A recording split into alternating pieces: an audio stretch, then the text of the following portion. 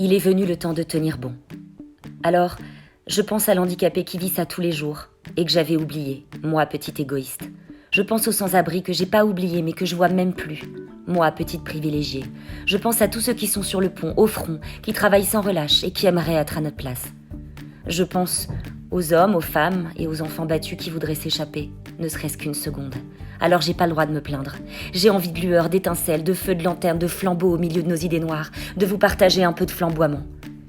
Quand j'ai compris qu'on y était, là, maintenant, même préparée un peu par les murmures de nos conversations, j'étais renversée. Le premier jour, j'étais insupportable. N'importe qui m'aurait éliminée avant même le jour 2.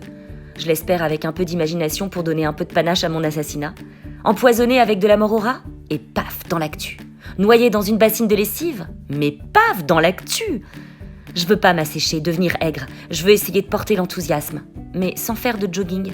C'est fou ce que c'est devenu à la mode en ces temps confinés, le jogging. La force et l'endurance, je la trouve dans les rendez-vous visio. Entre mes murs, quand je retrouve mes potes 2.0 à 19 ou 20 heures, je savoure.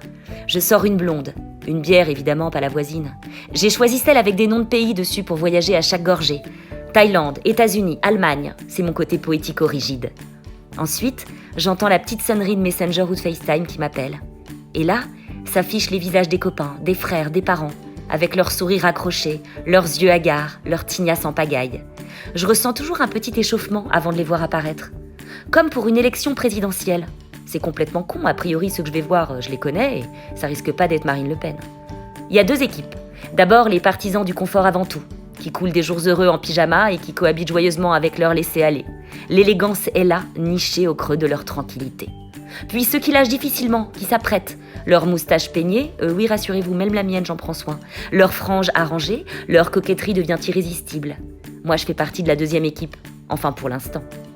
Je me suis surprise à mettre du rose aux joues, du rouge aux lèvres, j'ai même poussé le vice jusqu'à m'asperger de parfum, comme une habitude difficile à défroisser. Pour manipuler les équipements, il y a aussi plusieurs équipes. Il y a les ombragés qui rament un peu, les nerveux qui se baladent avec leur téléphone et qui tiennent pas en place, les experts avec leurs écouteurs sans fil qui réussissent à gérer les couches, le bain des enfants et à cuisiner tout en parlant avec moi, puis les disciplinés qui restent assis sagement derrière leur ordi ou leur tablette, qui font des allers-retours entre la cuisine et leur siège, tout en vidant le cubi mine de rien. Je sais de quoi je parle. Parfois l'apéro s'éternise, comme avant, en terrasse, à la différence près qu'il n'y a pas de dernier métro à prendre. Après quelques secondes en suspens, où on a tous un peu l'air con, les émotions des uns et des autres se percutent. On a besoin de rire, on a besoin d'humour et on s'en gargarise. Et on rit, mais on rit. Très vite, on ne s'entend pas bien, pas toujours, ça coupe. Les mots s'égarent dans la jungle du net, les conversations se croisent, les voix s'entrechoquent, les fous rires se glissent et surfent les uns sur les autres. On s'observe. À défaut de se toucher, on se regarde. On trinque à nos retrouvailles d'ici et d'après. On plonge dans nos intimités. Parce que c'est vrai que dans la vie, il y a quand même ceux qui invitent et ceux qui aiment être invités. Et là, tout à coup, on s'invite tous chez les autres et les autres s'invitent chez nous.